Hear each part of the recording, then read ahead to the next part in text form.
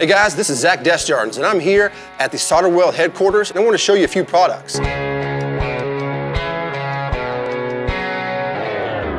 Cinema.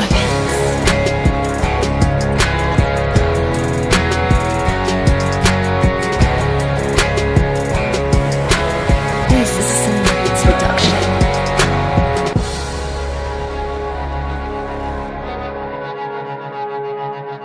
All right, so what I have here is a 56% silver solder. Now this is 56% silver with a external coated flux. Now this is really good for dissimilar metals. You can do copper to stainless, copper to copper. You can even do copper to brass, as I have here. And that's what I'm going to demonstrate for you today.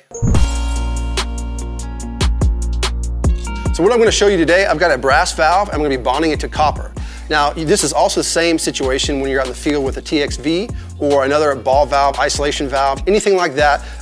Any of those will be the same situation that I have today. So what I'm gonna go ahead and do is go ahead and get this clamped down. Now, with this 56% rod, since it has the flux on the outside, I don't need an alternative flux. I can go straight to heating it up and applying the flux.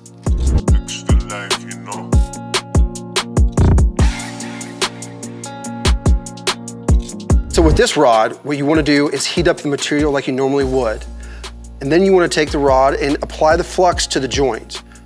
Once you start to see the flux travel all the way around the joint, you can continue to heat it up and then start to slowly apply the rod to the joint. And then what you'll see is that the flux will take that rod material and just go all the way around the joint for you, nice and smooth. So with the flux coated rod, that allowed me to get this nice smooth joint all the way around with little effort. Now, all I had to do is make sure I had the heat at the right temperature to where this flux would just wrap all the way around. And once it did that, I could start applying the filler rod into the joint. And then from there, it just wrapped around nicely. So as you can see, it's a nice, clean joint, nice, powerful bond. Now again, this 56% rod, this is the ultimate rod. So this is gonna get you out of a lot of situations if you're trying to do copper to stainless steel, copper to brass like I did here. So a lot of different variations. So you can purchase this one as a standalone kit here, or it comes in the all-in-one canister as well.